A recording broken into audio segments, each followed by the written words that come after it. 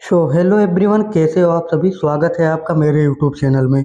तो आज हम करेंगे यूपी सीपेट का फिजिक्स, जो कि ये बाईलैंग्वेज में है। और यूपी सीपेट का पेपर जो है 18 जून को होने वाला है यूपी सीपेट का। तो ये जो है खासकर यूपी सीपेट के लिए ही वीडियो है, जिसमें से आपके जो है इस वीडियो से आपके जो है 5 नंबर कन्फर्म है कि इस वीडियो से रहेंगे। ये मैं अभी लिख कर दे रहा हूँ, बाद में आप पेपर होने के बाद यहाँ पर आके कमेंट कर देना, ठीक है, कि इस सेट से जो है आपके क्वेश्चन आए थे कि नहीं।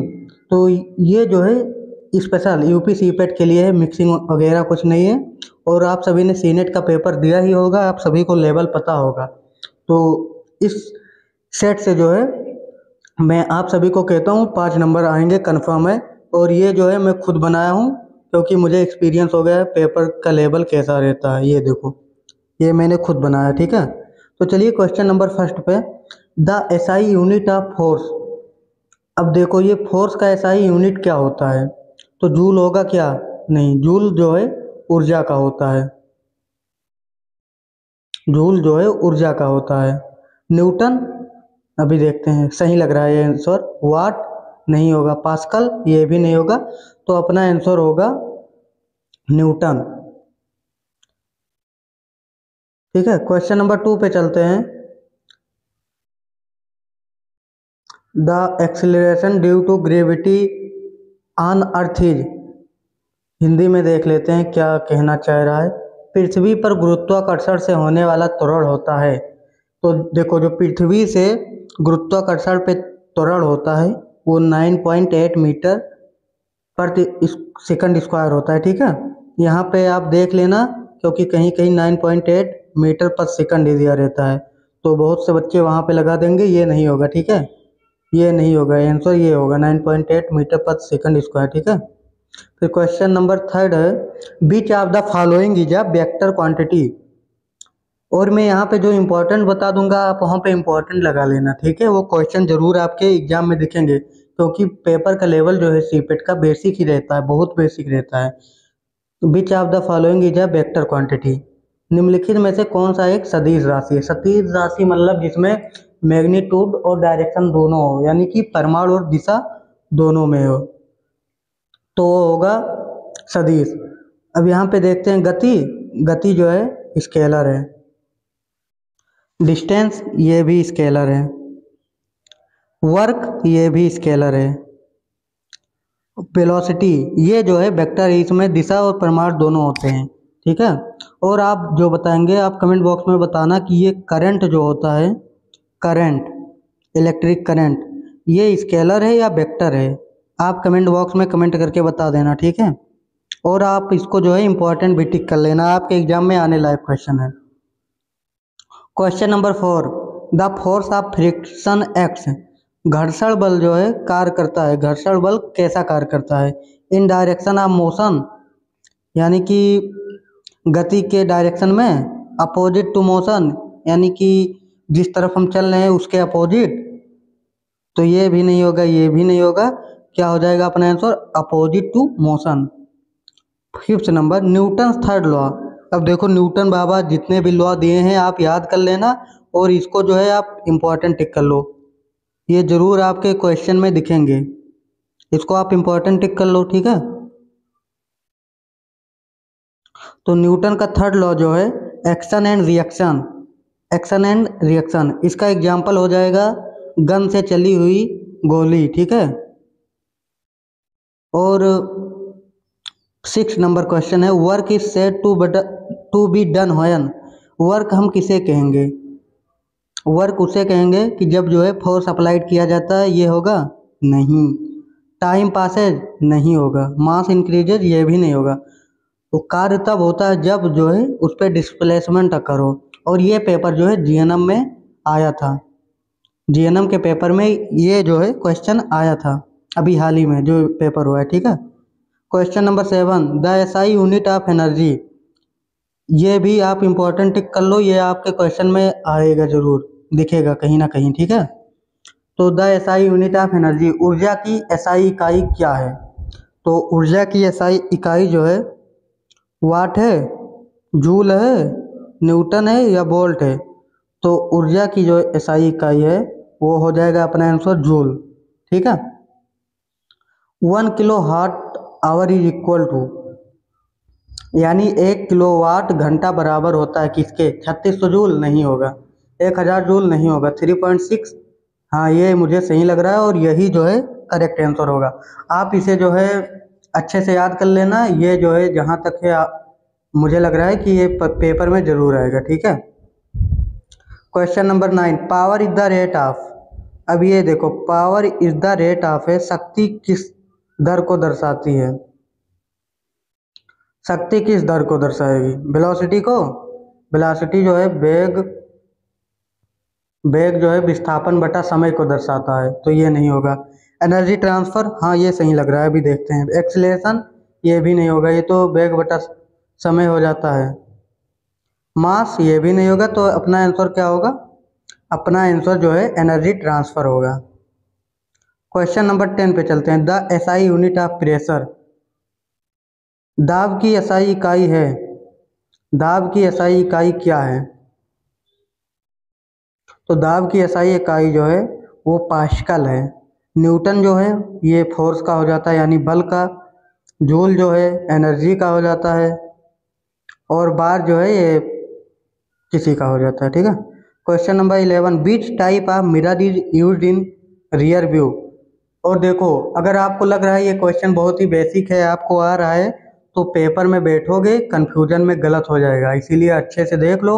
और आपके जितने भी दोस्त और फ्रेंड है सीपेट की तैयारी करने वाले, उनके पास ये वीडियो सेंड कर दो, क्योंकि पेपर का लेवल बेसिक ही रहेगा, ज़्यादा हार्ड नीट लेवल का नहीं आता। तो क्यों हम नीट लेवल का तैयारी करें, बेसिक ही करें ना। तो अपने दोस्तों के पास भी भेज दो ना, वो कहीं जो है अलग पढ़ रहे होंगे। ठीक है। वाहनों में पीछे देखने के लिए किस प्रकार का दर्पण प्रयोग करते हैं, प्लेन मिरर। प्लेन मिरर जो है अपने घर में जो शीशा होता है उसके सामने हम खड़े होते हैं, इमेज जो है वर्चुअल एंड इरेक्ट बनता है।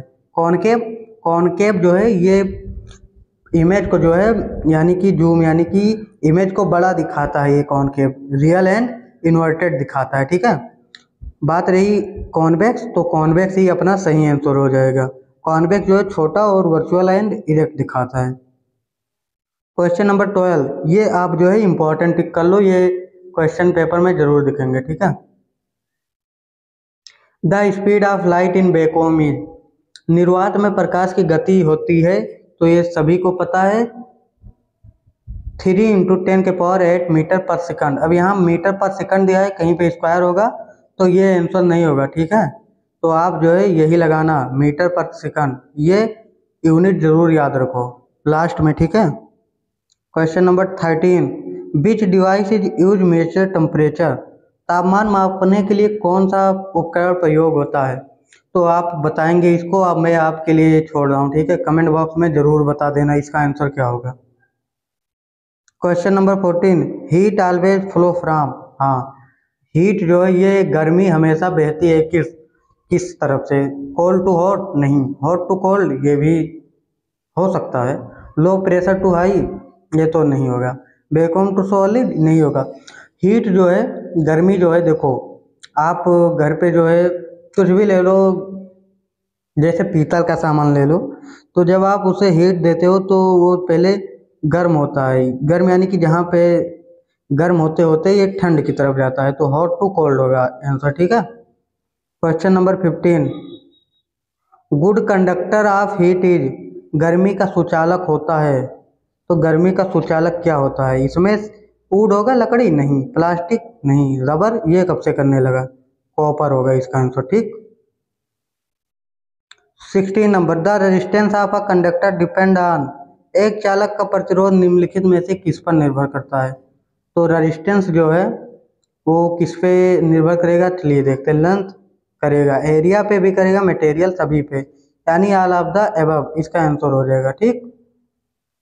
और इसे आप जो है इम्पोर्टेंट टिक कर लेना, ये जहाँ तक है दिखेगा। मैंने 5 बता दिए ना, तो 10 बताऊंगा, 10 में आपके 5 नंबर जरूर बनेंगे। SI unit of electric current is, विद्युत धारा की एसआई इकाई क्या है, तो विद्युत धारा, यहाँ पे धारा है, करंट देखना, अगर चार्ज होता है यहाँ पे तो अपना आंसर हो जाता कुलाम्ब, बट यहाँ पे इलेक्ट्रिक करंट है तो अपना आंसर हो जाएगा एम्पियर। और ओम जो है ये रेजिस्टेंस बाबा का है, ठीक है। और वोल्ट जो है पोटेंशियल डिफरेंस का है। तो ये सब आप याद करते चलेंगे। क्वेश्चन नंबर 18, बीच इंस्ट्रूमेंट मेजर इलेक्ट्रिक करंट, विद्युत धारा को मापने वाला यंत्र कौन सा है? तो विद्युत धारा को जो है अमीमीटर मापता है। ओम्स लॉ इज, ये जो है इम्पोर्टेंट कर लो आप। ओम्स लॉ जो है B is equal to I R होता है, ओम्स का लॉ। आप इसे इम्पोर्टेंट टिक कर लो। Question number 20, fuse wire is made up. हाँ, ये इस क्वेश्चन में दम लग रहा है। फ्यूज वायर जो है किससे बना होता है? तो टीन लेड एलॉय, फ्यूज तार टीन और लेड से जो है मिलकर बना होता है। अगर आपको किसी भी क्वेश्चन में डाउट रहता है तो कमेंट बॉक्स में पूछ सकते हैं। और अगर आपको जो है वीडियो पसंद आए तो वीडियो को जो है लाइक कर दें और चैनल को सब्सक्राइब कर लें, जिससे कि मैं इस तरह लगभग 6-7 सेट, कम से कम 10 सेट में डालूंगा। एग्जाम से पहले आप कर लेना। आपके जो है मैं लिखित दे रहा हूँ 70 क्वेश्चन यहीं से रहेंगे, बाकी 20 क्वेश्चन आप मेहनत कर लेना। 101% आपका सिलेक्शन हो जाएगा, ठीक है। मैं यहाँ पे गारंटी लेता हूँ कि 70 क्वेश्चन जो है मेरे सेट से ही रहेंगे, उससे अलग कहीं भी नहीं जा सकता है एक भी नंबर, ठीक। क्योंकि इतना तगड़ा सेट है ना कि कुछ कह नहीं सकते। और मैं अभी जीके और बायो और केमिस्ट्री में एक ही सेट में 6 बजे तक करा दूंगा, ठीक है। आप, मैं अभी टाइमिंग दे दूंगा यूट्यूब पे, आप देख सकते हैं कि कितने टाइम पे कौन सा वीडियो आएगा। क्योंकि 18 को पेपर है, मैं लगभग सोच रहा हूँ 10 सेट करवा दूँ आपको पेपर होने से पहले। और जीके जो करवाऊंगा उससे 15 में आपके 10 नंबर जरूर बनेंगे, ठीक है। 5 नंबर आप कर लेना। Which energy is stored in a dry cell, dry cell में कौन सी एनर्जी होती है? तो ड्राई सेल में जो है केमिकल एनर्जी होती है, केमिकल एनर्जी होती है। Question number 22, sound travel fastest, sound जो है ध्वनि सबसे तेज किस में चलती है? तो आपको पता है ईयर में नहीं चलेगा, वाटर में नहीं चलेगा, वैक्यूम में तो नहीं चलेगा, सॉलिड में सबसे तेज चलता है, वैक्यूम में चलता ही नहीं है, नहीं चलेगा उसमें। Question number 23, which wave require a medium to travel, किस तरंग को चलने के लिए माध्यम चाहिए? अभी इससे पहले हम क्वेश्चन में किए हैं कि माध्यम किसको चाहिए, तो माध्यम जो है साउंड को चाहिए। Question number 24, time period of pendulum depends on, लोलक की आवृत्ति निर्भर करती है। तो लोलक की आवृत्ति किस पे निर्भर करती है?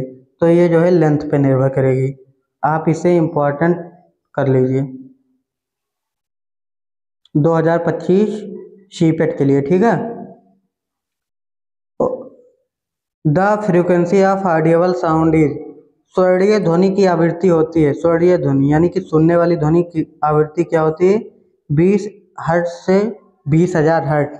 और ये फुसफुस जो होता है, फुसफुसाते हैं ऐसे, क्या कर रहे हो, खाना खाई, तो ये सब फुसफुस ध्वनि जो है 30 डेसिबल पे होगा, इसको भी ध्यान कर लेना। Question number 26, the SI unit of frequency, frequency का एसआई यूनिट जो होगा वो हर्ट्ज होगा, ठीक है। क्वेश्चन नंबर 27 कह रहा है which type of lens is use in magnifying glass, यानी कि आवर्धक कांच में किस प्रकार का लेंस होता है? तो आवर्धक जहाँ पे दिखे आप आँख मूंद कर, आ से आवर्धक, आ से आँख मूंद कर मार देना कॉन्वेक्स लेंस, ठीक है। और कॉनकेव जो होता है। Question number 28, which part of the human eye control light entry, मानव नेत्र का कौन सा भाग प्रकाश को नियंत्रित करता है? ये मनुष्य का जो आँख होता है, इसी तरह तो आँख रहता है, चलो जिस तरह रहता है, यहाँ पे विट्रोसोमर हो जाता है, ये लेंस हो जाता है, यहाँ पे कॉर्निया हो जाता है। देखो मुझे चित्र अच्छे से बनाना नहीं आता है, आप समझिए, ठीक है। तो यहाँ पे मानव नेत्र का कौन सा भाग प्रकाश को नियंत्रित करता है? तो यहाँ पे आइरिस हो जाएगा। और रेटिना पे जो है इमेज का फॉर्मेशन होता है। और कॉर्निया जो है वाइट पार्ट है स्क्लेरा, ठीक है। और कॉर्निया में ब्लड वेसल्स नहीं पाया जाता है। Rainbow is form due to, इंद्रधनुष जो है बनता है, कब बनता है? रिफ्लेक्शन के कारण? नहीं। रिफ्रैक्शन ये भी नहीं होगा। पोलराइजेशन ये तो होगा नहीं। तो रेनबो जो है वो डिस्पर्सन की वजह से बनता है। इंद्रधनुष डिस्पर्सन की वजह से बनता है। आप इसे इम्पोर्टेंट कर लेना, ठीक है। बाकी जो है मैं एक दिन सोच रहा हूँ कि फिजिक्स के जितने भी ये क्या बोलते हैं, फिजिक्स के जितने भी फार्मूला बेस्ड क्वेश्चन हैं उसको करवा दूं, और जितने भी फार्मूले बन रहे हैं और किसने क्या खोज किया वो करवा दूं। अगर आपको चाहिए तो मैं कमेंट बॉक्स में बोल देना, मैं करवा दूंगा, ठीक है। और क्वेश्चन नंबर 13, और आप ये करने के बाद आप जो है आप सभी अपना स्कोर बता देंगे कि 30 में आप सभी का कितना नंबर बन रहा है, ठीक है। बाकी ये अगर आपको बेसिक लग रहा है तो आप पढ़ें, इसीलिए बेसिक लग रहा है, ना तो अगर किसी को जाकर दिखाओ ये नहीं कर पाएंगे ये भी क्वेश्चन, ठीक है।